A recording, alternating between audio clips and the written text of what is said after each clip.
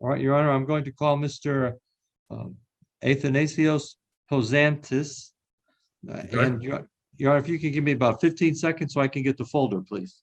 Sure. Thank you.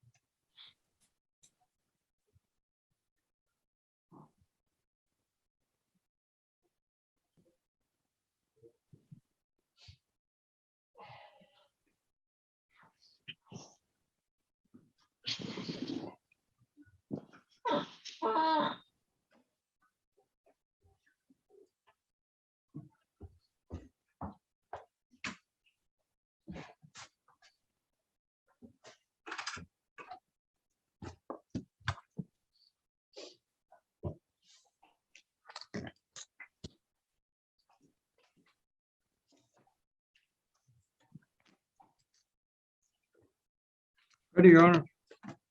You may proceed. Thank you.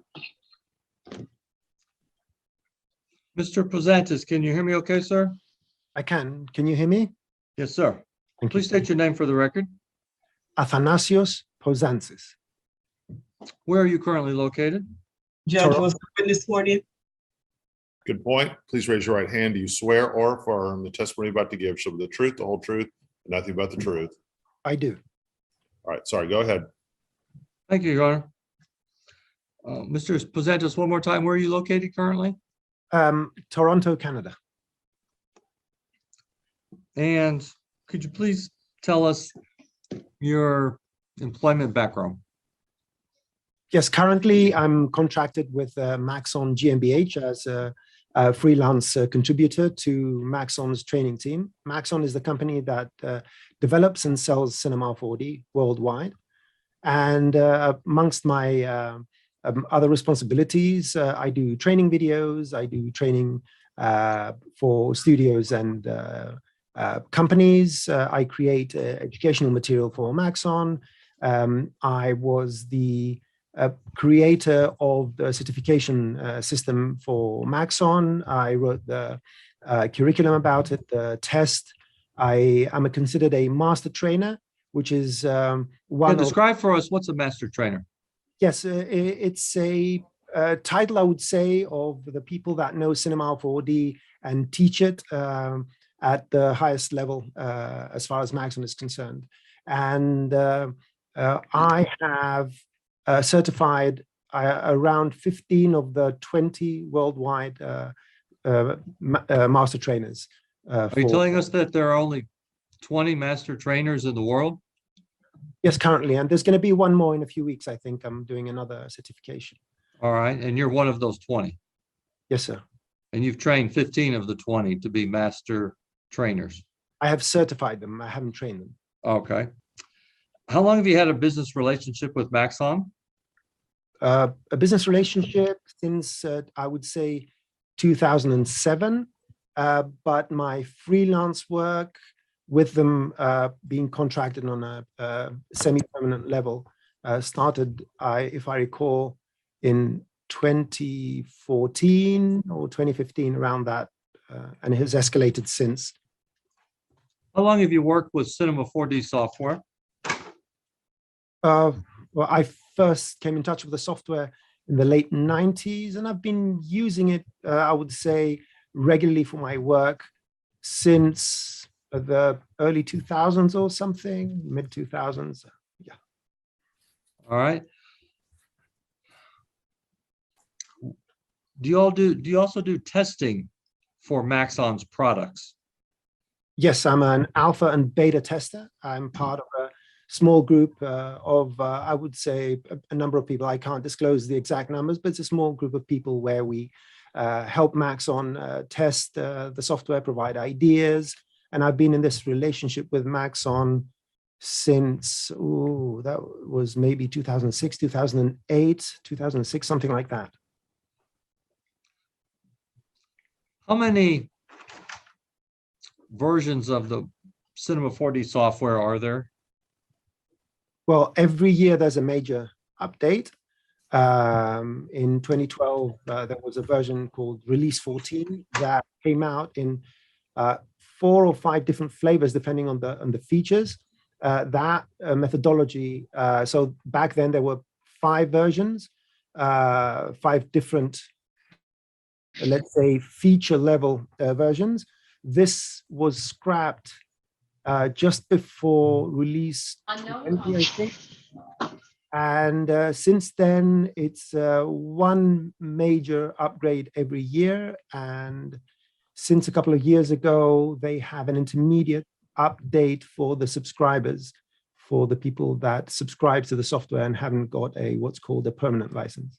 Have you worked with all of these updates since at least 2012 to the present? Oh, yes. All right. In fact, how long have you been working with Cinema 4D updates? When did that first begin? Well, since I came in touch with the software in the late 90s, I have touched upon, I think back then it was something like version 5 or something like that, or even before that. But I've been in touch with every single version of Cinema 4D. Your Honor, at this time, I would request that Mr. Athanasios Pozantzis be considered an expert to provide expert testimony related to Cinema 4D software and also testify regarding his opinions after reviewing the videos which were allegedly created by Ms. Bone, which are on the Futuristichub channel and Wildcraft channel, as to whether or not, based upon her videotape deposition as well as her testimony at trial, if she in fact is the animator of these complete videos. May I have him on voir dire? Sure. Only on the issue of qualifications, though, Mr. DuBose. Well, the qualifications, what I'm going to ask him is, has he ever given an opinion based on his knowledge that somebody was not producing videos that the person who's claiming they created them on his software? Has he ever given an opinion like that? In his deposition, he answered that he had not. I have not. It doesn't come up very often. Okay. So I don't think he's got any experience in this matter. I guess I'm just going to have to see what his testimony is and to lay a foundation of how he'd be able to reach this. So at this point, I'm going to allow him to testify, but you can raise objections as it goes along. I'm sorry, Your Honor, I wanted to ask the court's direction on this issue. Mr. Pozantzis was going to provide an approximate 5 to 10 minute overview of Cinema 4D and various aspects of animation and some vocabulary to help to assist the court in understanding his testimony. Would you like for him to do that, or would you like for me to waive that part? I was just doing it for the courts. I feel after the whole thing with Ms. Bone, I feel like I have a decent understanding, but so why doesn't he just give his testimony? If I have questions, I'll ask him. All right, Your Honor. Okay. No, Mr. Pozantzis, I'm going to refer to you during my examination of you as Mr. Athanasios, okay? Yes, indeed. All right. How do you spell that, since it's not on the screen? Thanassis.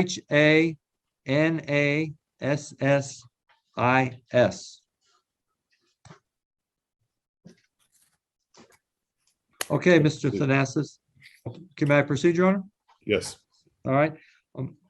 Mr. Athanasios, I'm going to refer you to various clips of Ms. Bone's deposition, which was taken on March the 8th, 2022. And so I would request that you play the clip as it relates to the question and the answer, and then I'm going to ask you a question regarding her answer, okay? Yes, sir. All right, and the first clip is going to be at the 52-minute mark. If you could play it, please. And would you agree that you are extremely familiar with the functionality of Cinema 4D software since you've made about 200 videos with it and you've been using it for about 10 years? Yes, I would say that, yes. Mr. Athanasios, did you have an opportunity to review the videos on exhibit number 3, which contained approximately 80 videos which were on the Futuristichub channel? Yes, I did. I did review them. Did you also review the approximate 40 videos which were contained on the Wildcraft channel, which were part of exhibit number 4? Yes. How many videos? 40 videos, you said? Yes, Your Honor, on exhibit number 4. Okay, go ahead. All right, with that, Oh, yeah, I reviewed all 120 videos. all right. Mr. Athanasios, if you could speak up a little bit so we can hear you loud and clear, okay? Yes, sir. Much better. Thank you, sir. Do you agree, based upon your review of these 120 videos, and we're going to go into more detail in a minute regarding your testimony, but generally speaking, do you agree with Ms. Bone's statement that she is extremely familiar with the functionality of Cinema 4D software? No, I disagree. Miss, if I may add a comment, Miss Please. Bone is extremely smart. She is a very fast learner. She's extremely passionate and loves what she does. But unfortunately, she did not create the entirety of these videos without the addition of significant help from other parties. And you're aware of Yeah. Ms. And you're aware May I of Ms. have him on board, Your Honor? Not at this point. You can Okay. And ask Mr. questions on cross. Mr. Athanasios, you're aware of Ms. Bone's testimony that she created all of the videos on exhibit number 3 and exhibit number 4 in their entirety from A to Z, except for some voiceover, correct? I am aware of it. All right. All right, so I'm going to ask you, Ms. Bone had testified that she wasn't very familiar with the updates related to Cinema 4D software, and she thought that the updates were free and that she was not involved in the updating process regarding the updates on an annual basis. Do you have an opinion as it relates to whether or not Ms. Bone should have that knowledge regarding the annual updates, considering she has used Cinema 4D software for 10 years? Object to the question. Overruled. So the initial version Miss Bone claimed she bought in 2012 must have been release 13 or release 14, depending on the time of year. And that had a cost of over, I think, around $3,500 at the time. In order to update every year, there was a cost associated with this, around $800 a year. And there were quite a few interface changes and feature additions every year. So I do know from Ms. Bone's video that she's using release 20 that was released, that was sold in 2018, if I'm not mistaken. And since from 2012 until 2018, these are at least 6 major updates. For each update, you need to receive a new license number from Maxon Computer via email, and you have to put it in your computer. It asks you about that. So I find it very hard to believe that all this process and the money involved didn't come to Ms. Bone's attention. Ms. Bone also testified in her deposition that she did not recall the name of the manufacturer of Cinema 4D software. Do you believe it's possible for Ms. Bone not to know even the name of the manufacturer of the Cinema 4D software since she has been using it for 10 years? Well, although it exists on the interface, it's in front of you. I have a screen. I can just pull it up right now. Am I allowed to do that? Yes. There it is, Maxon. And if you go to various menus, you see Maxon. And if you want to purchase the software, you have to go to the Maxon website. And when you receive emails from Maxon for updates and stuff, it says Maxon. So as a matter of fact, in my experience, which is my personal experience, people tend to know Maxon more than Cinema 4D sometimes. All right. I'm going to refer you now to, I'm going to refer to these deposition clips by numbers. Number 5, which starts at 2328. If you could play it, please. Do you use any third-party plugins for your Cinema 4D? Could you give me some more detail on that question? Okay, do you know what third-party plugins means? Not really, no. All right.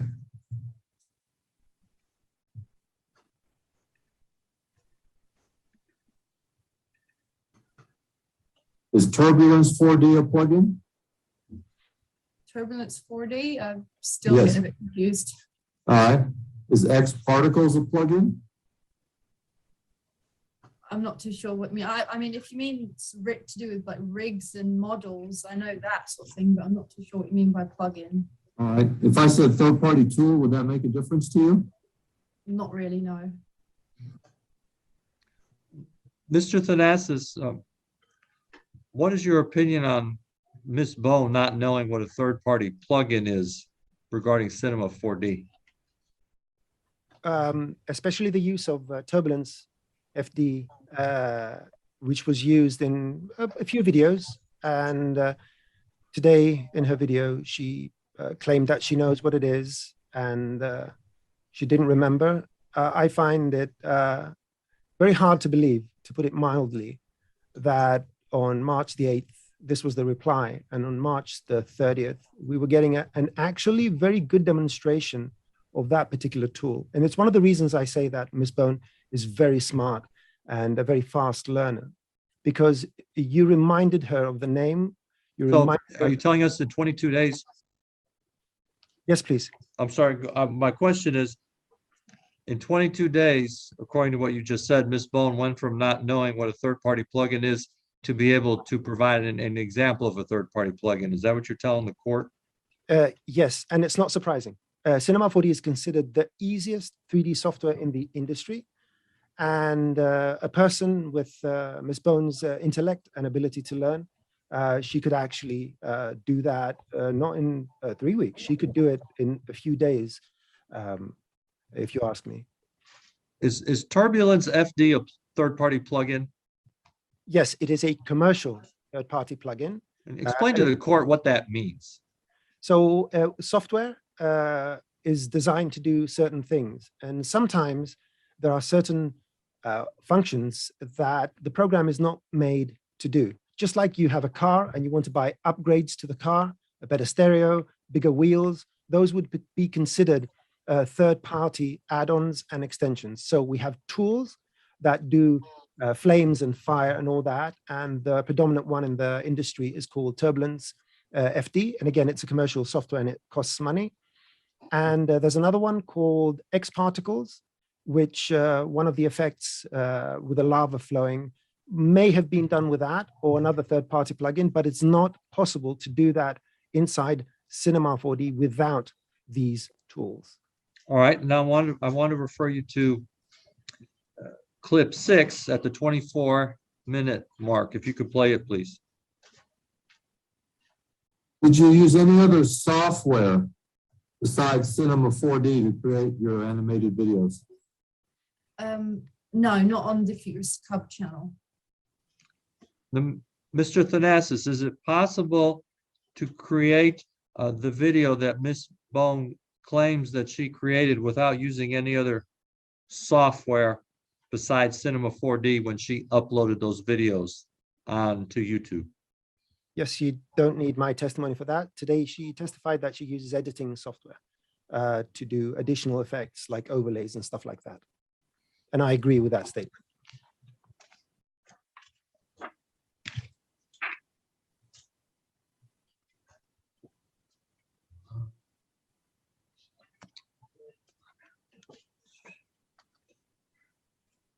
All right, Mr. Thanasis, I now refer you to deposition clip number 8 at the 40-minute mark. If you could play it, please. Ms. Bone, my question is, how did you create the flashlight light beam? You basically just add a light bulb at the end of the item, and it comes out however you choose to want it. It's not easy to explain, but yeah, that is a light bulb effect. There are lighting effects that you can use. Is there a specific setting on the light to create this effect? Yeah, there are multiple different ways you could do it. Adding a light bulb and then adjusting how you want it to shine, if you want to shine it in one direction or in another direction. In this case, the flashlight is shining wherever the flashlight is being pointed at. Do you recall the name of the setting on the light for this particular effect? No, I literally just play around with it. That's just how I do it. Mr. Athanasios, do you believe that Ms. Bone is aware of light visibility and volumetric lights based upon her answer to my questions? At that moment when she was being testifying, the answer is no. Can you explain to us what visible light and volumetric light are? Ms. Bone explained it quite eloquently today. But you turn on a specific parameter to make the light be visible when you render, rather than emitting light and making other objects visible. And there are two different ways to do that. There is the visible, which doesn't get obscured by objects. And then there is the volumetric, which has been used extensively in pretty much every single video I've seen, not every single one, but the majority of videos. And that creates the equivalent of what is called, I quote, God rays, which create streaks from shadows as well. Was Ms. Bone's explanation of volumetric light today much different than what she stated at her deposition on March the 8th? Yes, very much so. Today, she explained not volumetric lights, but visible lights, and she did it very well. But back in her deposition, she just probably didn't have any idea of the particular setting we're talking about. Okay, clip number 9. If you could play it at the 42-minute mark. Is the girl with the red dress a 3D model? I believe that's an import, a PNG import. I can't remember, but it was either one of those, yeah. Because she looks like a piece of paper from the game of all these basics. Can you describe the method you used to make her? Well, usually PNG imports, you just find like an image and you import it. Mr. Athanasios, if Ms. Bone had actually created this particular animation, should she have known, in your opinion, whether or not this was a PNG import? Yes, the way I see it is she was just responding to what she was seeing, because there's a specific process to make that PNG appear. And you have to put it on actually a 3D model that is flat. And you have to activate the alpha channel as well. So this is one of the examples of a multi-step process, which is very simple, very simple. Can you do a quick demonstration for us regarding this? Yes, I can.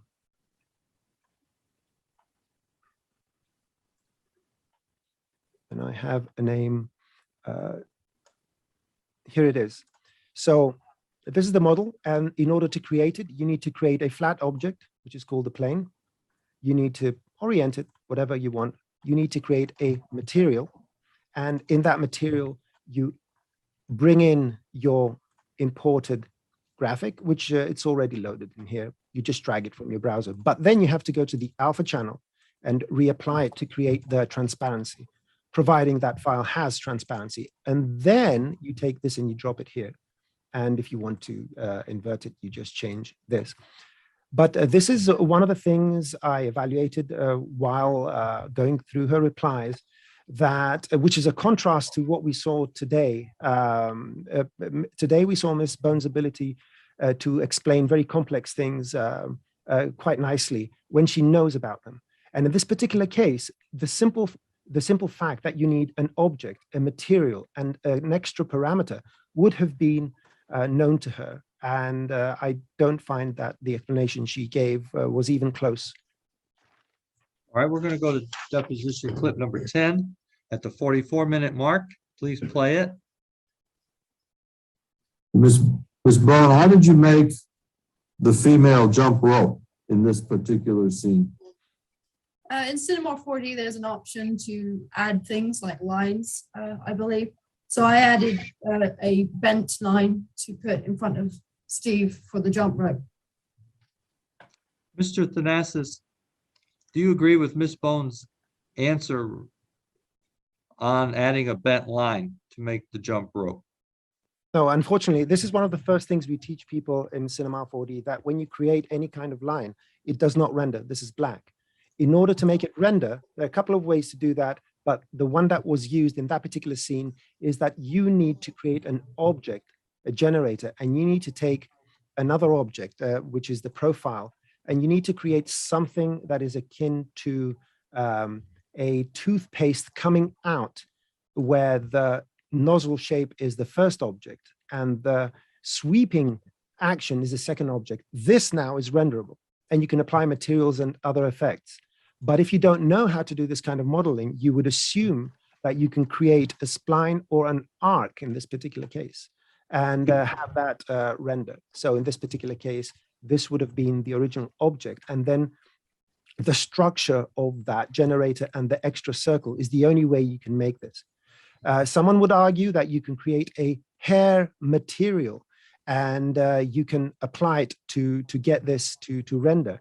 But watching her video very closely, there's a particular artifact, a particular thing that happens at the edges that show me that it wasn't hair. Hair has the tendency to round everything. So if I take and increase the thickness and make this equivalent, you see this rounding here. You will see this rounding, and that rounding is not prominent. That shows me that the particular jump rope was not made using the hair. So her explanation is wrong. Had it been made by hair, I would have accepted that as a valid explanation. But this shows me once again that she's very capable, very smart, but that particular thing, she hadn't done it. All right, let's go to deposition clip 11 at the 45-minute mark. How did you create that green portal effect? It's the same thing with the textures. I added a water type texture, which is a movement thing. And I changed the color to green and I applied it to the portal section, which makes it appear that way. Mr. Athanasios, is there a watertight texture within Cinema 4D effect? No, there is not. And today in Ms. Bones' demonstration, we saw her opening something that was called a watertight. And that was just, I can take any material I have here, I can give it any name, and I can save it. I can save the material. I can create a material that's called banana split and save it. And then I open it up and say, I have a banana split material. But you can't claim that you are using the banana split effect to do this. I will be honest with you, though. The way she said it, I will just say that this particular thing, she may have had an idea about. All right, let's go to deposition to clip number 12 at the 46-minute mark. Please play it. How did you make these letters? There's a option to make anything in Cinema 4D, including words. You just add the text and you can place it wherever you'd like to place it. Mr. Athanasios, if you want to make a text, what do you do?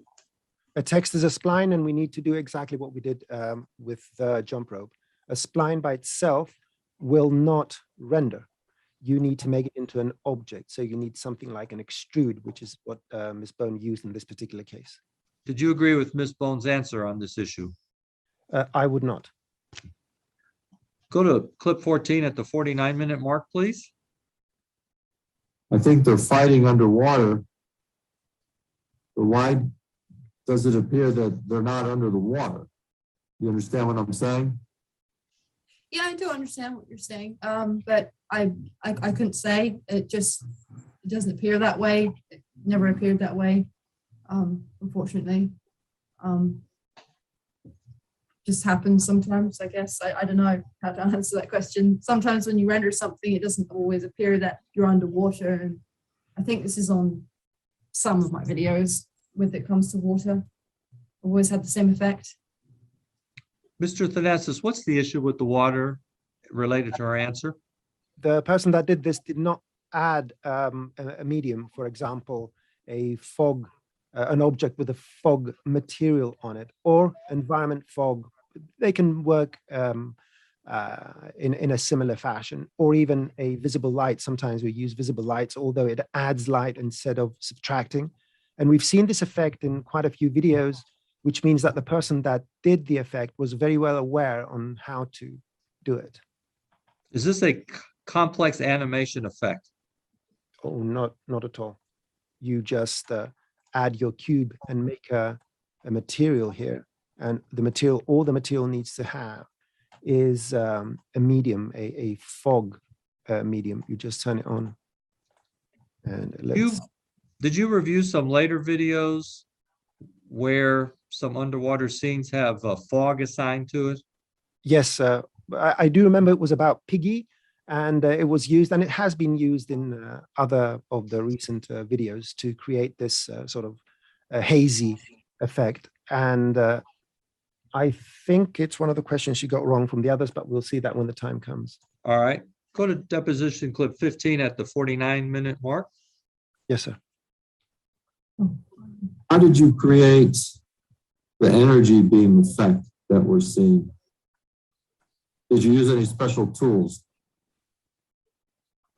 This is a very hard technical question. I can't really explain because it's really difficult to explain, but I used a lot of glowing effects and movements and effects in it. It's really hard to explain. I can't really explain it, but it's to do with a lot of effects.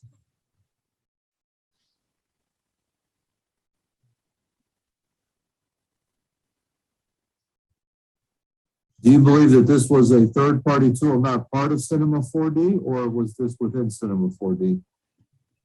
I believe this was within Cinema 4D. You have loads of options to do things like this in Cinema 4D. Mr. Athanasios, was this third-party tool within Cinema 4D as Ms. Bone has testified? No, this is Turbulence FD. And that's the third-party tool you discussed earlier? Exactly. And the one Ms. Bone demonstrated to us today. So in your opinion, if Ms. Bone had in fact created this effect, she would have known it was a third-party plugin and not part of Cinema 4D. Would that be true? That will be true. Go to clip 16, please, at the 50-minute mark. How did you make the cubes look blurry while the character is sharp? Well, with that, you can literally do blur effects with camera and stuff like that. Or, yeah, blur effects. It's all to do with different selections on things. So I believe that was a camera blur effect. It's focused more on the portal and the outside, and I just select the bits that I don't want to be clear. I'm sorry, it's hard to explain. Yes, well, what is the process called, or like the look of when you've got characters that are sharp and cubes that look blurry? You often see this in photography. Do you know what it's called? I'm not too sure I understand. I'm sorry. Mr. Athanasios, does this particular line of questioning have anything to do with selecting objects?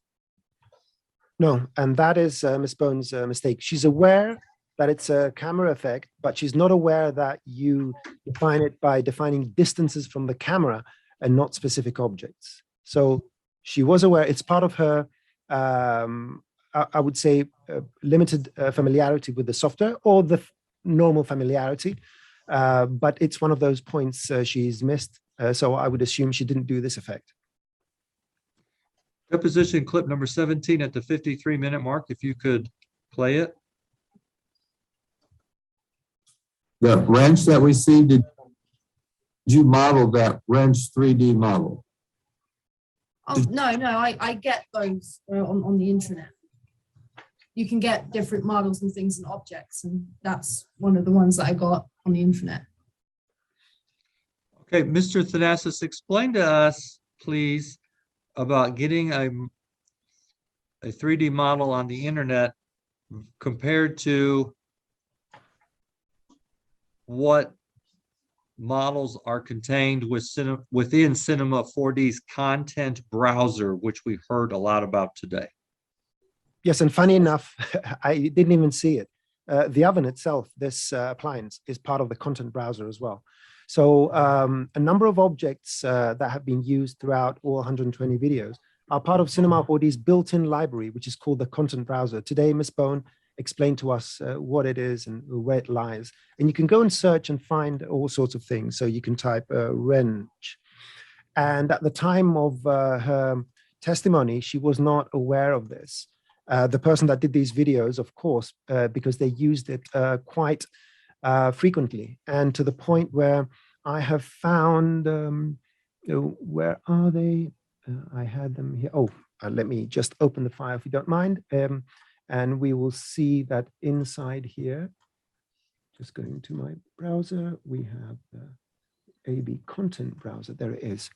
So all the models you see here, all these models have been used in the video. So the safe, the fire extinguisher, the clock, the knife, the hammer, the wrench, a screw and a bolt, the screwdriver, the keys individually and together, the beer bottle, the front of the camera.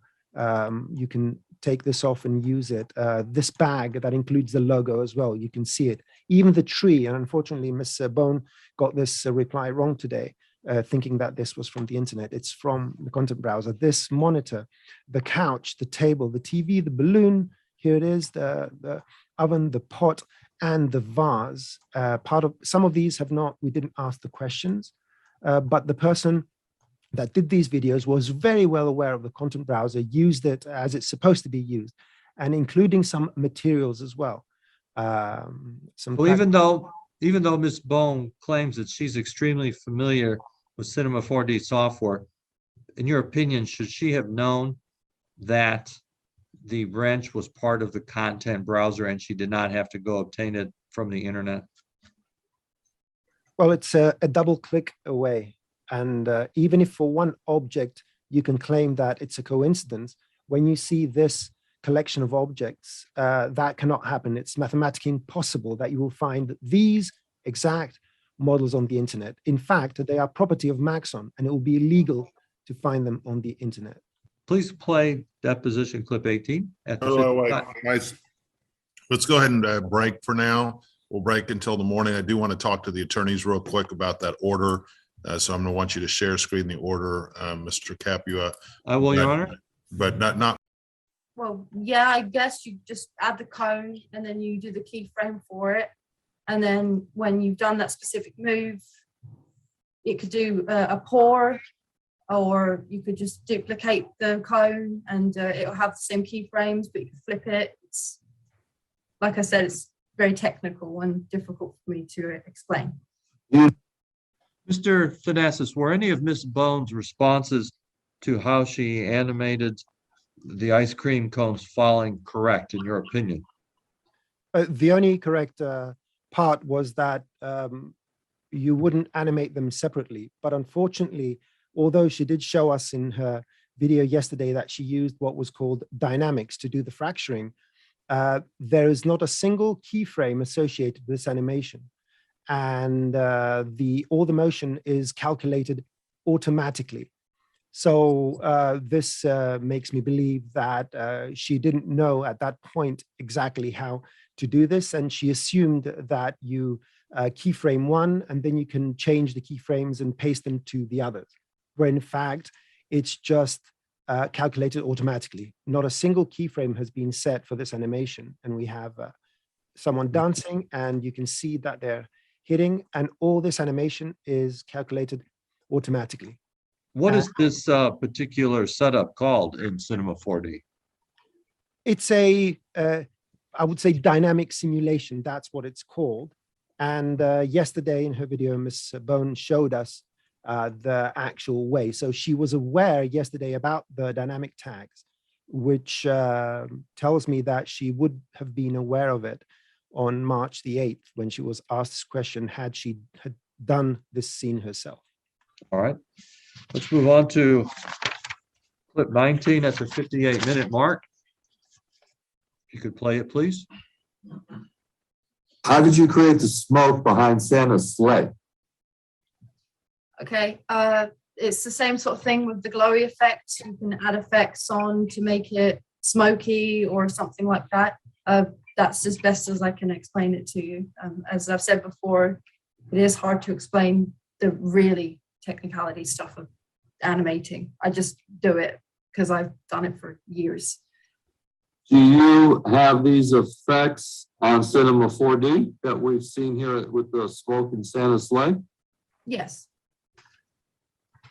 Mr. Athanasios, do you agree with Ms. Bone's statement that Cinema 4D has the effects to create the smoke as testified by Ms. Bone? No, in fact, this is one of the, I would call them shortcomings of Cinema 4D. It cannot do gaseous fluid simulations. And this particular effect has been done in Turbulence FD, the plugin Ms. Bone was not aware of on March the 8th, or the name plugin or Turbulence FD or anything related to that. But yet yesterday she was able to show us how this effect could be done. Going to clip 20 at the 1-minute mark, please. Was this effect done the same way as we just recently saw with Santa's sleigh and the smoke behind it? Yes, it's a very similar effect. Yes. Mr. Athanasios, do you agree with Ms. Bone's statement that the effect on this clip 20 was the same type of effect as behind Santa's sleigh regarding the smoke? No, not at all. So And what is the difference? well, this is just a flattened cylinder with an alpha channel and some noises. There is no resemblance, no relationship whatsoever between the way you do this effect and how you do the other effect using the plugin. In fact, this particular effect is more akin to the noise in the alpha channel, the shadows and things we saw earlier, and we're going to see in later questions. So absolutely no relationship. It's, I guess Ms. Bone was confused because they look very similar and thought that this would be done using the same effect. Thank you. Go to clip 21, please, at the 1 hour, 1 minute mark. How did you create the lava effect? Oh, that was a good one. Yeah, with the obviously with the bucket that's imported, and with the effects, depends really. You can have loads of different effects when it comes to specific materials, but like I said, it's similar to the effects that I said with the portal stuff. It's hard to explain. Try your best to explain it to us if you can. Okay. Well, so like they pour something. So like, I guess there's different sort of blocks or materials that you turn into like a texture, and they can come out into the way you want it, which is what you see here. That's kind of the best I can explain it for you. Mr. Athanasios, Ms. Bone references that this effect relates to a portal effect. Do you agree with that statement? No, this is another plugin. This is a fluid dynamic simulation. It could have been done in a number of ways. None of these are possible inside Cinema 4D without the addition of a plugin. I would suspect that this is either made using a plugin called X Particles, and it has a fluid mode where it emits particles that interact with each other like some sort of a liquid, and you can control the viscosity and so forth, or done using something like the Houdini engine maybe, but definitely you cannot do this inside Cinema 4D without the addition of a third-party plugin. And the only thing that textures do in this case is do the lighting. The actual motion of this, the fall and all that has nothing to do with textures. Was Ms. Bones' answer that she created this effect within Cinema 4D, which is contrary to your opinion? She did not create this without a plugin. Ms. Bone know what a plugin was on March 8th, 2022? She did not, according to her testimony. The next clip, please. 22 at the 1 minute, hour, 2 minute mark. How did you do that splashing effect? That splashing effect is something that I think was included with Cinema 4D. That was a long time ago, that animation. But you can add effects and everything, like I said, and they just sort of pop up when you want them on specific keyframes. So this was an added effect. Was the splashing effect some sort of a physics simulation? Yeah, I believe so, if I can understand physics correctly. Mr. Thanasis, is this particular splashing effect something that can be created within Cinema 4D? This is just an image, an animation. It's an overlay, and it was either added in post or it was added like the girl with the jump rope as an animation on a flat plane and placed within the scene. It's not a physics simulation, and at that moment, from her response, I realized that Miss Bone did not know how this effect was done. Therefore, I believe she didn't do it. Moving on to clip 23 at the 1 hour, 3 minute mark, please. Would you agree that this particular scene looks different from the previous parts and previous movies? Yes, it's completely different, yes. Did you change something about the way you rendered this scene? Well, this, compared to the Baldi's Basics, this Minecraft rig is an older rig. I changed rigs from that one to a new one. Did you add a new effect or do something different? No, it's just a complete different rig. Mr. Thanasis, is this a completely different rig, or is there some other effect going on here regarding this character? You led her towards the correct direction by pointing her towards a rendering effect. And in particular, this part of this particular movie was rendered using the ambient occlusion rendering effect. And this effect has been used in quite a few of the 40 videos, the other batch of videos. So I would expect the person that did these animations to understand the difference between adding this effect and not adding this effect, because it's one of those effects that increase the time it takes to render. So its effect will be noticeable, both visually and in terms of time cost. And I think I recall, we'll see that later on, that when she was asked yesterday about, do you do anything else, any other settings in the rendering, she replied no, when in fact, when you go to the render settings, there's a bunch of effects here, which is a render effect, and ambient occlusion, which is the first one. And it's very prominent in a large number of her videos. And it makes me believe that at that moment, she had no idea what that was. Mr. Thanasis, if you could speak up a little bit in response, that would be great. So briefly tell the court, what is ambient occlusion so the court understands? Ambient occlusion is an effect that adds an extra shading to surfaces that lie close to each other. So if I were to have this very, very simple cube with these insets, I'm going to create now, undo and press another button, and there we go. So if I render this like that, you will see that this is very flat. So this surface and the surface inside, they don't have any defined boundary. But if you go and add the actual ambient occlusion effect, you get this extra shadowing, shading, which gives you better depth and better quality for your images. And the person that did that video obviously knew that and added it for higher quality. Going to clip 24, please, at the 1 hour, 5 minute mark. Did you model this 3D knife yourself? No, I believe I got that on the internet as well. I mean, all my items I usually just get from the internet, free ones.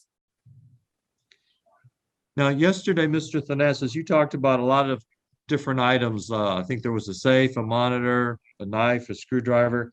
In your opinion, regarding the person who created these videos, did they go on the internet to get these particular items for free, or are they contained within Cinema 4D? They are contained within Cinema 4D in the content browser, and it's one of the many objects that the creator of these videos took from the content browser and used in the animations. Are you telling the court then that you disagree with Ms. Bone's testimony that she obtained this particular knife off the internet for free? I disagree with her statement.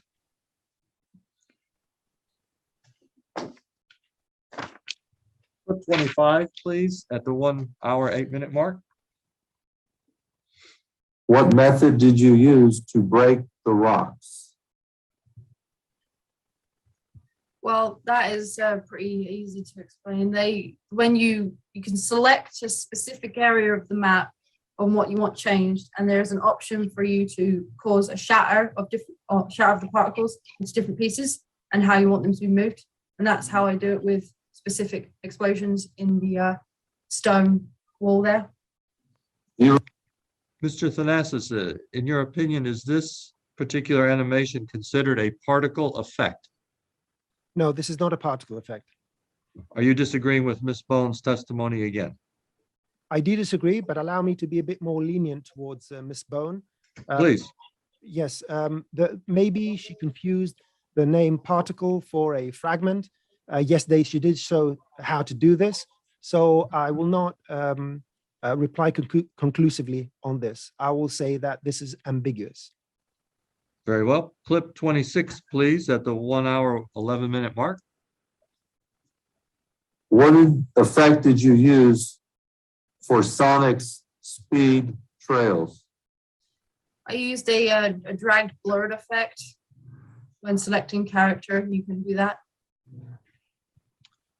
Mr. Athanasios, is there a drag blurred effect within Cinema 4D software? No, there is not. So what type of effect is going on here in clip 26? This is called a vector motion blur. And although— What is it? Vector motion blur. Could you describe it for us? Yes, please. And I will show you, if I bring the window up, exactly the effect. Sonic with motion blur. Although one component has to be added to the object to tell it to do this blurring, the next component is a rendering effect. You need to go to the effects here and choose from the list the vector motion blur, and it will appear over here. And in that case, when you render, you will have this effect. And additionally to that, you need to go and select where this trail is going to appear. Is the character going to be in the middle and the smear is going to be on either side? Are they going to be in front of the character or on the back of the character? And none of these details were mentioned or any indication that Ms. Bone knew how this effect was made. So, Mr. Athanasios, as it relates to all of the different animations that you have reviewed, which are contained in exhibit number 3 in this case, do you have an opinion to the court regarding whether or not Ms. Bone created all of these videos that you've been testifying to all by herself without any assistance? Based on her replies, she did not create all these videos in their entirety without a significant amount of help. Thank you. I now want to ask you some questions regarding the videos in exhibit number 4 for the videos that Ms. Bone testified to yesterday. And we're first going to look at Exhibit 4B, which would be clip number 1, FNAF security breach Minecraft.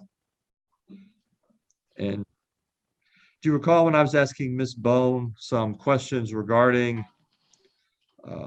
how did she create straight fur and fuzzy fur and change the thickness of the fur?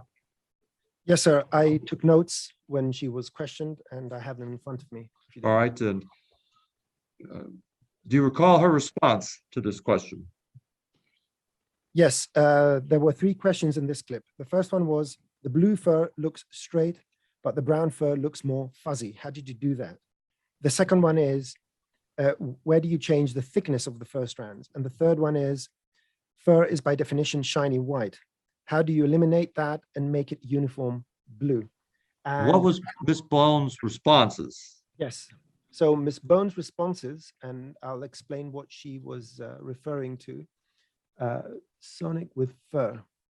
She said it's on the bottom right, and the bottom right refers to the attribute manager. So when you select an object, you see the attributes, and some of the settings are set over here in the attributes. What she didn't know was that a huge number of these attributes, besides the color, which was the only one she seemed to know, which is over here in the materials, which is the bottom left. And this is something that someone that hasn't used the system will be very easily confused about, because you can change some things like randomization and length in the attributes on the bottom right. You may assume that similar attributes have to be changed here, but that is not true. The particular fuzziness I'm talking about is what's called the frizz parameter. The same thing about the thickness of the hair. There is no thickness over here. There's only length. And the third parameter is the specular, which by default, all the hairs have a specular that is a highlight, and I can demonstrate that if you may. The blue has a specular, and it does this, and you have to go and turn it off. So whoever did this hair would have known that they would have to actively go to the bottom left and select the material and remove the specular and activate the frizz or the kink to make these a bit better. And sorry, the software that shows the video suddenly crashed in the background. If you give me 10 seconds to... Oh, you're fine. This technology is getting in our way. I apologize. So based upon your testimony, would you disagree with Ms. Bone's answers regarding Exhibit 4B? I disagree with her reply. All right. You tell me when we're ready and we'll go to the next exhibit. If you can see Piggy, we are ready. All right. Exhibit 4D, which is the Sonic movie in Minecraft. Question to Ms. Bone was, how do you make the lightning bolt and how do you make the sparks? And what was her answer? And the response, let me just go to the right time frame. It's here and show you that lightning bolt. She said it's an overlay, the lightning bolt. Now the sparks are an overlay, but the lightning bolt is actually a preset. It's a model. It's something that's available for free on the internet, and it allows you to place 2 nulls, as we call them, empty objects, and define the beginning and the end of a spline that looks like this, which has then some thickness and so forth. So I believe she didn't know how this was made, and I disagree with her reply. All right, going to Exhibit 4E, which is the Poppy Playtime exhibit. That should be video number 5. Correct. The question to Ms. Bone was, how did you make the black rope stretch? And how did you turn it from black to emitting light? What were her responses? Yes, she responded that it's a cloth, and she watched a tutorial on how to do it, where in fact it's not a cloth. It is a dynamic simulation, but it's actually contained within the hair system. It's a spline dynamic. And this particular setup, this rig, has been used extensively in this series of videos. And the person that did these videos would have known very well that this was a spline dynamic and not a cloth dynamic. In your opinion, did Ms. Bone create this spline dynamic animation? No, Please go to exhibit 4F, which is number 6. The question to Ms. Bone was, how did you create this infrared camera effect? And why doesn't the light beam get cut when crossing the bridge?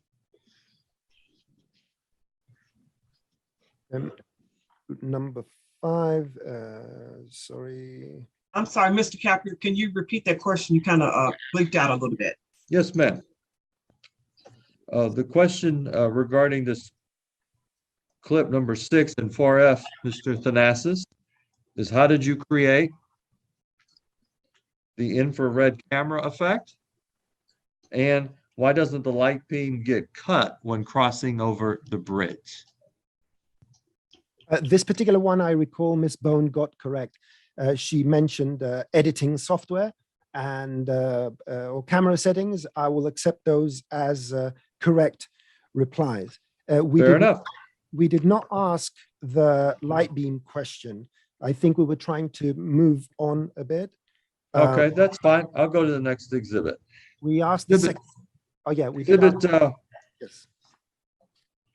exhibit 4G, number 8. Number 8. The question was, how did you animate the black cable?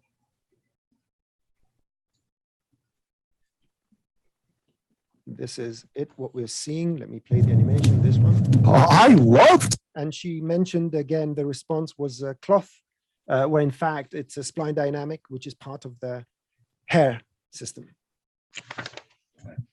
The next exhibit is exhibit 4J, which is number 11. My question to her was, how did you create the glass breaking and the glaring effect? The glass breaking was an overlay. She got that correct. And 811, but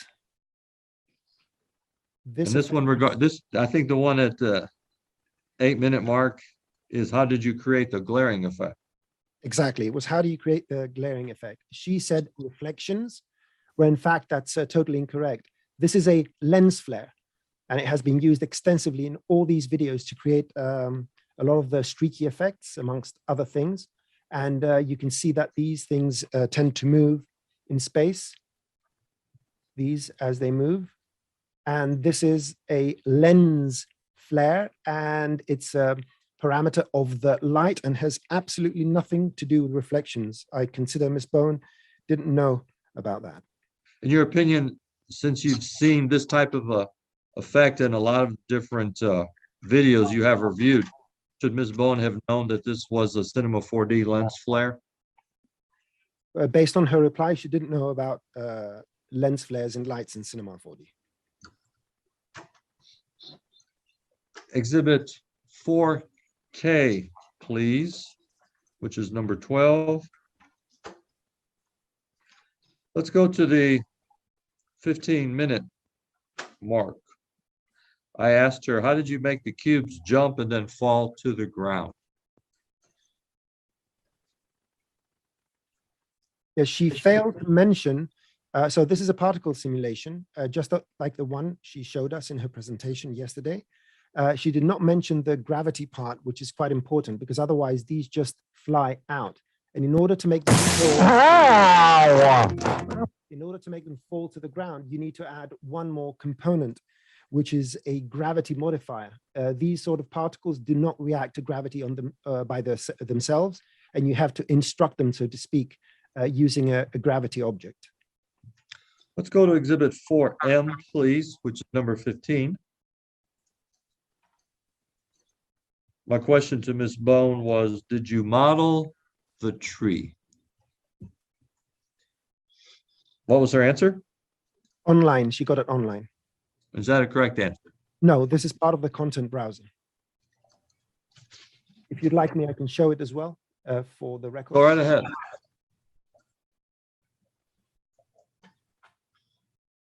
In your opinion, should the creator of this particular animation have known that the palm tree was part of the content browser? Yes, indeed, because they were used quite extensively during these tutorials. So the creator would have known which of these assets were from the content browser. Going to exhibit 4N, number 16, at the 7-minute 48-second mark, I had asked Ms. Bone, how did you change the spider web's shape? And what was her answer? That she scaled it. Is that correct? No, that is incorrect. Scaling does not produce this kind of effect. This is what we call a deformation. It can be done in many ways, but not by scaling. Let's go to exhibit 4P, please, which is number 20. I had asked Ms. Bone, how did you make the clouds? And what was her response? So her response was partially correct. She said physical sky, which is one component. And then she replied wrongfully, saying that you just enable the clouds. And although technically you can do that, the clouds that effect produces are not these particular clouds. So these are the clouds we're seeing in the video. And these are a product of the physical sky with an added cloud group, and then spheres, which each sphere is a cloud puff. If you do what Ms. Bone suggested, if I remove this and go and activate the clouds, this is the kind of cloud cover we get. And as you can see, they are not the same. And Ms. Bone didn't reply correctly to this. All right, let's go down to exhibit 4Q, number 36.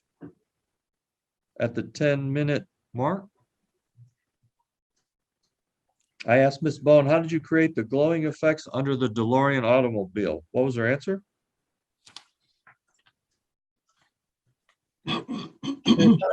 IES light. What she failed to say was that each one of these effects is 2 lights. And the telling detail about it is that this particular one, this is a visible light. And this is a different light that is projecting that shadow, and they're not aligned.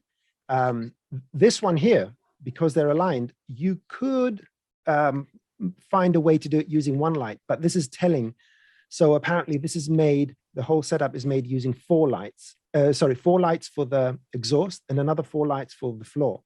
An IES light may have been used to create the patterns, but she failed to identify that these are complex. It's made from 2 lights each. And I'm pretty certain that the person that did this animation would know that. In your opinion, did Ms. Bone create this animation regarding the lights underneath the DeLorean automobile? I believe she didn't. Mr. Athanasios, based upon your listening to Ms. Bone's responses to the various videos that I spoke to her about in Exhibit 4, do you have an opinion whether or not she created all those videos contained in Exhibit 4? She did not, without significant amounts of help. I'll pass the witness. Hey, Cross. Actually, let me ask a question before Mr. DeBose does. I want to make sure I understand the chronology of all this. So Ms. Bone gave her deposition, and then after the deposition, this witness provided his deposition and expert report, I guess, or expert opinion. And then she created the videos that we saw yesterday. Is that the kind of chronology of what happened?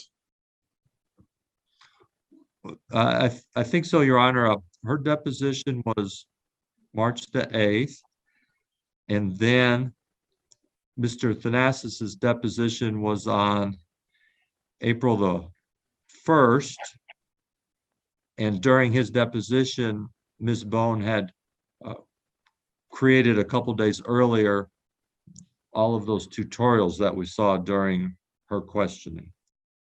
Okay, so she created tutorials prior to his deposition, but after her deposition. Correct. She created them about a day or two prior to his deposition. Okay. All right, let's proceed. Okay.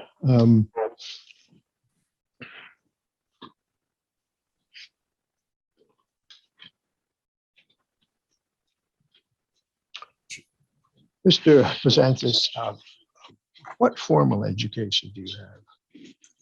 High school. Pardon? High school education. Okay, nothing further than that. Mr. DeBose, if you could speak up a little, please. Thank you. Okay, let me also see if I can get the. Is that better? Yes, sir. Okay. So you have no formal education beyond high school? In terms of academic education? Yes. No, no. Where did you go to high school? Greece. I'm Greek. And what subjects did you study in high school? Design, electronics, math, physics, chemistry. Essay back then, the system was based on 2 main subjects and many different subjects. The system is quite different in Greece.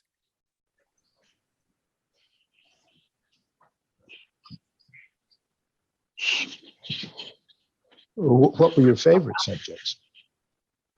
Physics and electronics and math, philosophy for a bit.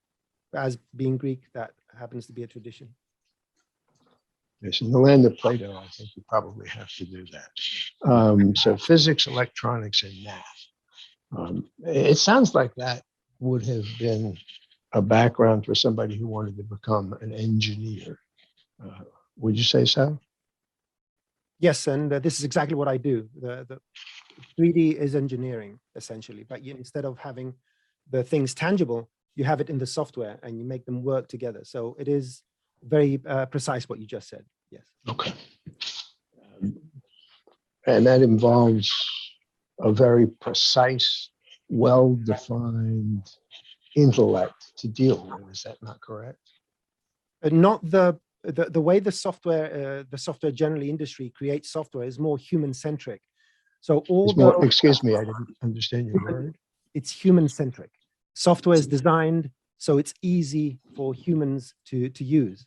So the way the software works, although if you understand how things work, your job becomes easier.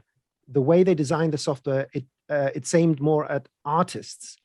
And yes, and that's why Cinema 4D is so well placed in the market, because it appeals to people that are creative.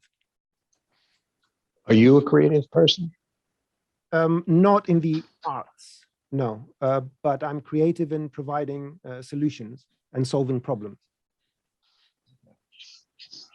So your creativity is in the area of analysis and putting ideas together. Is that correct?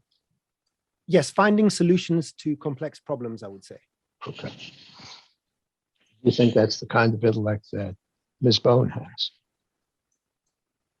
I do not know Miss Bone, and it will be very harsh to make a judgment on her abilities. What I've seen, I've been impressed by what I see as a trajectory to learning, as an ability to assimilate information. And I would say that the biggest advantage Miss Bone has is passion. And I see this passion, and that's what overshadows everything else in my view. If you're passionate enough and you are dedicated enough, you will learn, you will get things done. Well, wasn't it obvious from watching her do, I'm talking about the a video she did of herself, that she does not have the board memorized. the board that she sees when she opens up her software. You could say that. And she would be searching around for things, almost surprised by where things were. Is that correct? Wouldn't you say that? Yes, but I can add one more comment to that. That is very common with people that are not very familiar with the software. That are not based in what? That are not very familiar with the software when they're in the learning process. So would you then say that she's still in her learning process? Yes. And what would you say about the quality of her memory?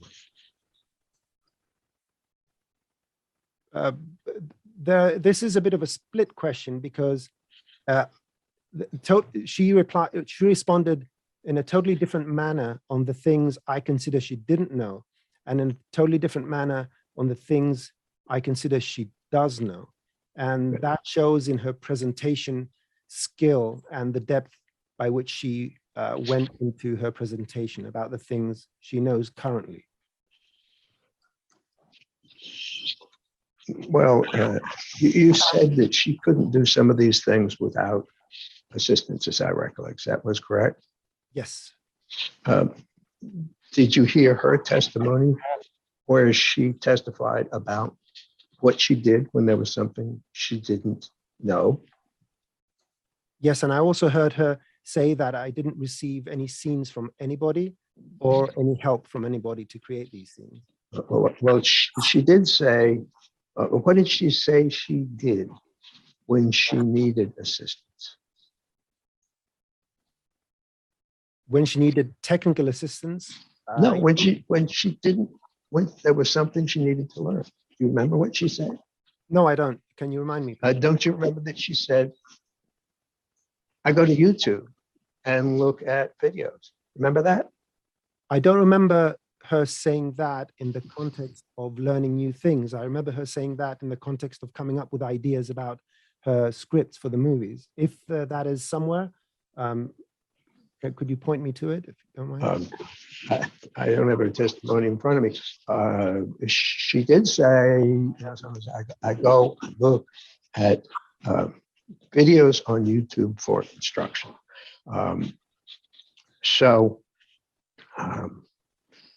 Now, I'll object to the question. I think the record speaks for itself regarding her testimony. yeah, well, I think so too. I'm just testing his recollection. If in fact she had said she had gone to YouTube for instruction, would that give her outside help of the sort that you were saying she would need to complete her videos? I wouldn't consider it that way. If one of her replies was, I don't remember how I did it, I watched a tutorial and something like that. But I have, if I may, can I comment on that? Sure. Yeah, so there's an analogy I tried to use. You ask someone, do you know how to change a tire in a car, which is a very simple life skill? And they would say, yes. And it has a certain structure to it. You need to know about raising the car. You need to know that there's a spare tire. You don't need to know technical things, but there is a process of doing certain things. If someone says, you lift the car, you take one out, you put the other in, and that's it, you can assume that that person has at least observed someone changing a tire. If someone responds and says, you know, you just put a tire, then you assume that that person has no understanding of the process, because there's always a process. This is the key with the software and building these things, that in order to achieve a certain goal, you can do it in many different ways, but there's always a process. What I was looking for in her replies was some indication that she had an understanding of the process. I wasn't really focused on terminology. I wasn't really focused on extremely specific things. And there's a huge discrepancy between her explanations and any reference to anything. And Well, that's how I let me cut you off. I think you rambled on Sorry. there. Sorry. So, have you ever met somebody who said, I really know how to do this stuff, and it turned out they knew much less than their answer meant to you? You ever had that experience in your life? Can you repeat the question? I think someone coughed in the middle. Okay. Words. Have you had the experience of people who said that they knew how to do something, when in fact their knowledge was much less than you would have inferred from the answer? No, I would say I always try to No. read into what someone is actually saying. That's why in part of the questioning, we inserted specific terminology to help the witness go in the right direction. It's not about trick questions here.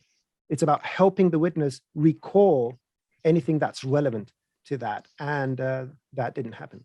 So the question, if she didn't recall it, then that would explain some of her inability to explain. Isn't that true? No. So then she has to, are you saying she has to remember everything she did over the course of the last 10 years, creating 551 videos? Not everything, but that's exactly my point. If you have Ms. Bone has well over 10,000 hours in doing this, and recalling the process or giving some sort of description of the process that is close to the actual thing, that is the minimum requirement from anyone, especially with someone with her claimed experience. Excuse me, minimum requirement for what? For her to explain how she did something. Well, one of the things I heard there is you were using all kinds of technical terms, which I don't think, you were talking about, you were saying particle effects, and you said, well, maybe she used the term. I see a great number of differences in terminology. Isn't that true? There are many terms, yes. Okay, now, you're in the business of training people to use the maximum technology. Is that correct? Yes, sir. And people, users, are willing to pay for that education. Is that correct? Yes. And a lot of my training, yeah, but I provide a lot of free training as well. Well, you provide a lot of what? Free. I provide a lot of free. But I'm talking about the people who pay for it. Yes.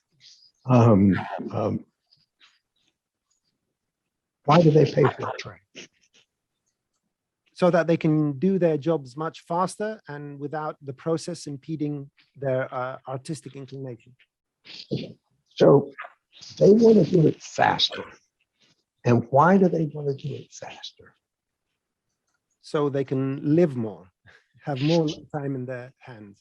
Well, but do you get companies that hire you or Maxim to train the employees of the company?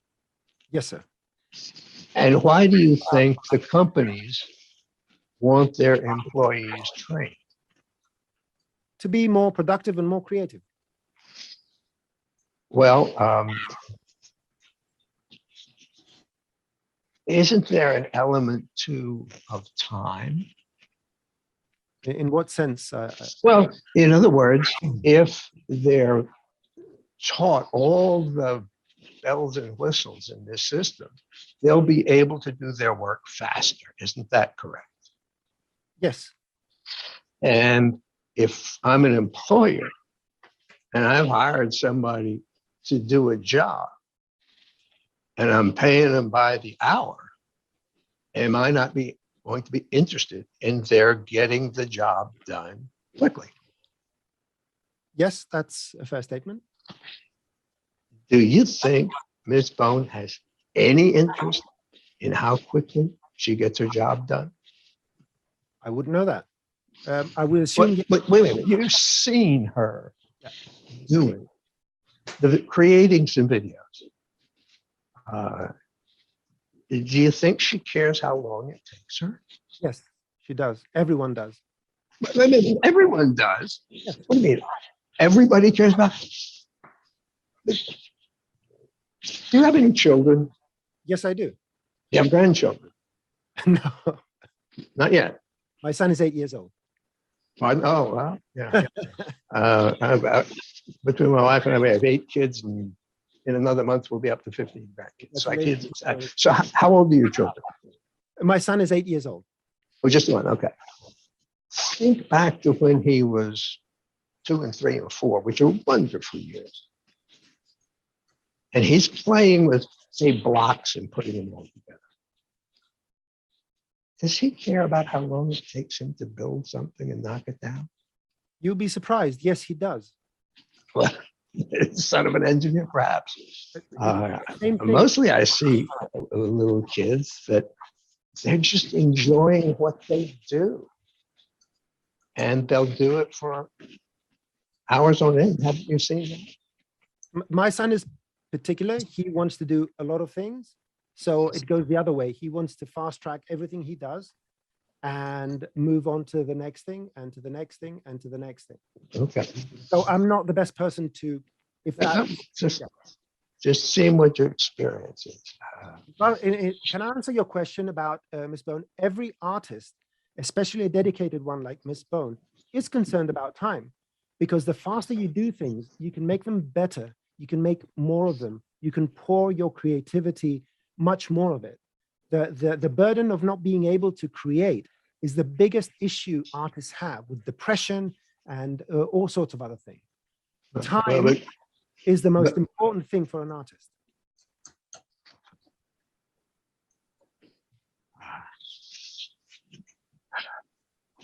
Well,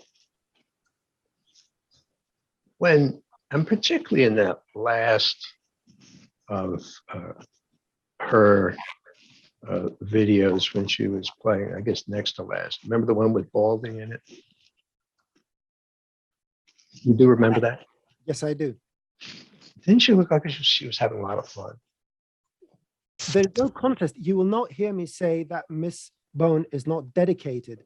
I'm not asking. No, I'm not asking about that. I'm asking about, isn't she having fun? Yes, she is, but she was struggling as well. And that's the thing. Artists don't like that. Miss Bone will give her right arm if she could actually get these things done faster. And I don't know if she can admit it, because her quality of the work, the artistic quality she puts in there is there. Excuse me, how do you know what Ms. Bone's priorities are and what drives her? Because she's human. Because she's human. Yeah. So these are characteristics that every human uniformly has. Is that correct? Saving time? Are you going to argue with me that saving time, if you can do what you love faster and more efficient, that's not a reasonable statement? That may be a reasonable statement, but you said every human being has this characteristic. Yes, and people kill themselves, but that doesn't mean that not everyone values their life. You understand? That's with a bit of exaggeration for the to show the magnitude. She's an artist. Well, she is an artist, and you're not, are you? No, but I work with artists, so. Yeah, you work with artists. Yeah. But so you know what those artists who have paid for your services to train them. Well, I can say everything I've said is wrong about Miss Bone. So that, okay, then there's no reason for me, but I feel passionate about this. And as far as I know, artists value their time. If that's okay, then different story. So all that stuff about uniform characteristics or how people operate, that's not within your expertise, is it? Well, it is, because that's my job. Those are the people. Oh, it is. I don't think you've been qualified to testify about that. in this, Mr. DeBoss, I agree with you. I think this whole line of questions is beyond this witness's expertise, and you need to move on. well, the reason, Your Honor, why I'm asking it is that he makes many, many inferences in his testimony about what Ms. Bone had to have known. Now, there were a number of her, you went through many of the exhibits on which she made comments in that from Exhibit 4. I noticed there were a number of those videos which you did not mention. May I infer from that you found no defect in her testimony with respect to those videos? Is that correct? No, some of them were ambiguous. Some of them you are correct, but some of them were ambiguous, and there's no real way for me to make a judgment, and we just pass those. Okay.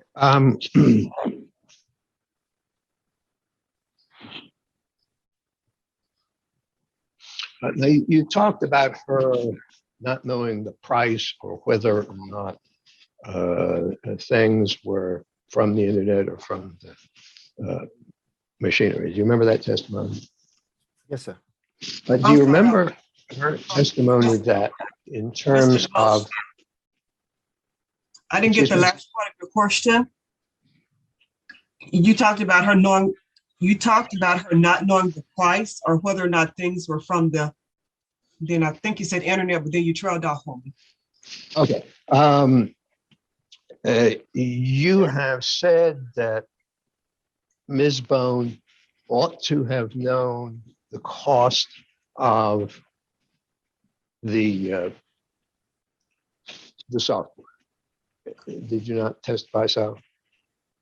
Yes, that it will be reasonable to expect someone that has had at least one update to be aware of the cost. Okay. Do you recollect her testimony that it was her husband who did all the updating? He didn't. I didn't think she said all the updates, but that generally Mr. Martin was installing stuff on her computer in general. And sometimes at one point in one of those videos that she prepared, she pulled something down and she found that it was a plugin and she didn't know it was. You remember that? Yes, sir. So there's a lot that goes on with that software that's not within her bailiwick. Isn't that? No, but in relation to the plugins, the exact phrase was, I didn't know it was a plugin because it was in the plugins folder. Yeah. I mean, yeah, do you find that as a reasonable answer? I didn't know it was a plugin because it was in the plugins folder. That's Holly's kind of answer. You do understand that many people have different mental processes, isn't that correct? I do, but I can't take that into account because then. Well, you can't. But you're drawing inferences about what's going on in her mind in your testimony. No, I'm not. That was only when I was complimenting Ms. Bone, and I hope you don't want me to take that back. I strongly believe in her passion and her talent and her smarts. Insofar as what she showed us was process. It wasn't about. I wasn't inferring anything about her state of mind. I was referring to her inability to describe anything close to the process of creating these things. Well, one of the things is you expect her to remember everything over years and years, the precise things that she has done with the software. I disagree with that statement. I didn't say precise, and I didn't say everything. Well, you talked about some very, very specific methods, whether there was, and I remember you talked about a gravity effect with things that were falling down, right? Yes, sir. And you said she never mentioned that. Is that correct? Yes, sir. But when she was demonstrating the breaking apart of things, was not the gravity effect in those particular things that she created? No, you make a mistake because you don't know the software. That was a dynamic simulation, whereas with the particles, it's not a dynamic simulation, and you have to go and add the gravity as an object. It's two different No, systems. but what I'm saying is, don't you remember when she showed things blowing up, that there was a gravity effect in? Isn't that right? Yes, but that's a different effect. Okay. That doesn't mean that she didn't know there's a gravity effect, because we know she didn't mention it in answer. If she was one of your students, she'd be flunking, right? No, because she would have had a proper instruction. No, but if one of your students was giving answers the way Ms. Bohm was giving answers, you'd have flunked her, wouldn't you? No, they would have failed themselves. Why? I'm not the person that's failing them. They would have failed. No. Do you not grade people whom you instruct? No, I don't. The people I instruct don't do grading, don't require grading. The people that get certified, they require grading. So you don't ever quiz the people on the instruction you're giving them, but you never ask them a question. Okay, what do you do to get this effect? To test whether they've learned what you've taught them. Oh, this is not how this kind of education works. Only if someone wants to get certified, to get some sort of official certification, that's the only time they get certified. Otherwise, they just want to do their job. Okay, so you're not instructing people who are the people who are using the software for their employer. Is that correct? No, I instruct the people that use the software for their employment, whether they're employees or freelancers or all that. And so you just throw it at them, and you don't ask any questions about, whether they understand it or whether they recommend and remember all the different steps. No, because it's not my business. If they don't know something, they communicate with me and they say, I forgot how to do this. Because as part of the process, you want to do something, you learn how to do it. Do they come to you a lot and say, I forgot how to do this? Not a lot, but in reasonable, they have reasonable questions. More people, more than others. Now, when I look at that screen that you work with, and you fly around on that screen, are you familiar with the theremin, the musical instrument? It's that thing where you move the hands and you create music. Look like that to me. You're good. How many different little slots and choices can be made in the Maxon system, in this software? Oh, there are many hundreds. Is it only hundreds or is it thousands? Thousands. I don't even have a number. I can pull out a list and you can take a look, but it is a lot. It is a lot. It's huge. I'm an old guy. I can't deal with software. I look at it, my eyes glaze over. I think probably it takes a real engineering mind just to be able to understand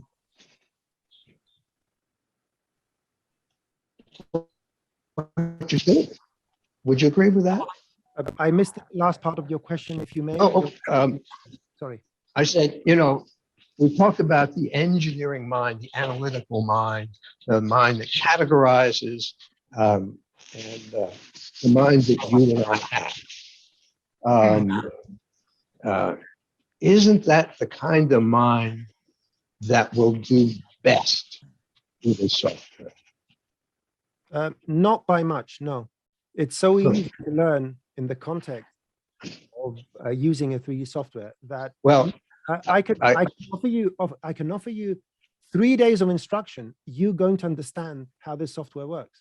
I guarantee I'm going to do it for free if that's going to convince you otherwise. I'm not joking here. Well, that may be. I recently got into a rented car made in the last year, and I couldn't drive it because I couldn't understand what it was doing. Different But story. I agree with you. yeah, I'm a dinosaur. Well, the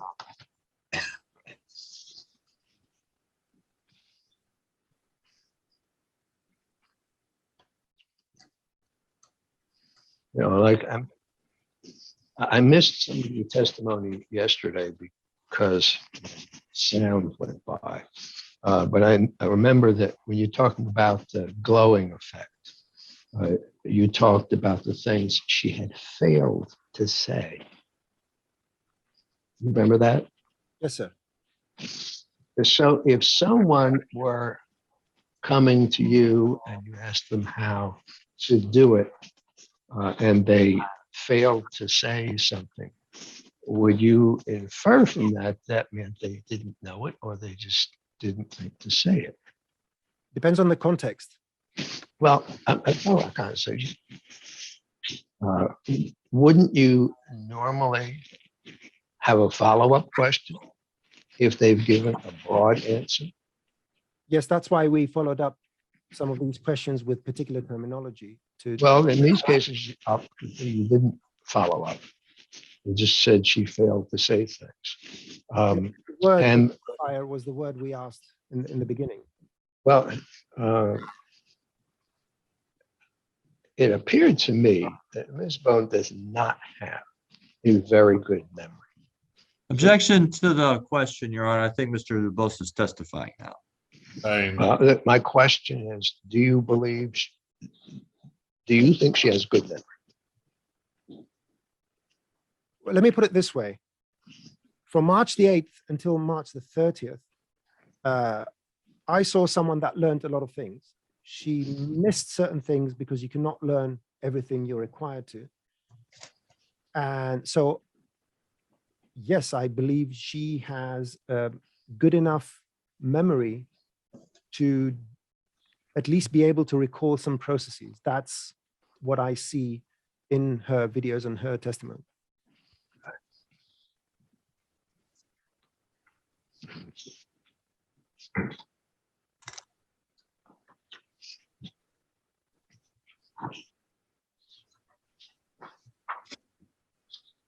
Mr. DuBose, can I say something in that frame, the last question, if I am allowed?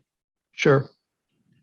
A person that can go from, I don't know what Turbulence FD is or what a plugin is in 3 weeks and do a burning log has my admiration in terms of how smart they are and how fast they learn. That's the only thing I can say to give you context for your question. Okay. Did you watch all of her testimony?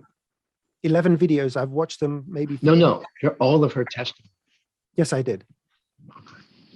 Um, The part that was the video 2, the part that was about Cinema 4D, I didn't see the videos. There were 4 videos, part of that testimony. I only watched the one that was relevant to Cinema 4D. But did you watch all her testimony? Not all 4 videos. That one video I No, watched. it's not all 4 videos. There Mr. was Rose, do you mean the trial testimony or the? No, her deposition testimony. Oh, okay. Yeah, there were 4 videos in that. And the relevant one with the questions of Cinema 4D was one video. I'm not asking about the video she looked at. I'm asking, did you see all of her testimony? That's a yes or no. I don't understand the question or her testimony. Well, all her testimony where she's in front of the camera and talking. Oh, the 4 hours, you mean? The whole 4 or 5 hours? Yes. No, I didn't. No. Julia, I want you to pull up that video. I'm going to give you the number of it. I think it's on the video list, the video exhibit list. It's the one, I believe it's number 5. It's the second one of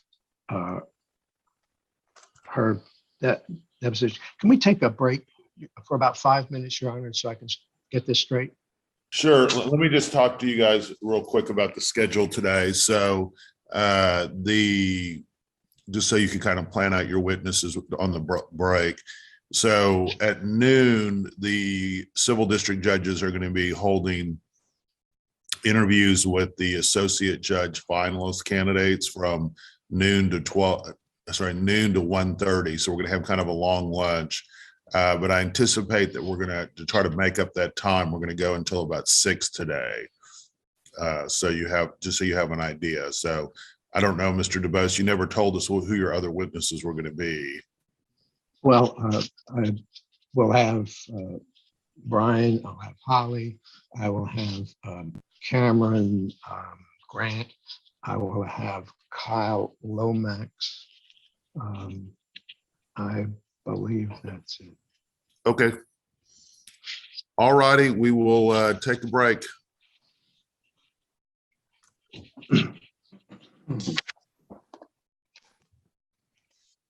Go ahead.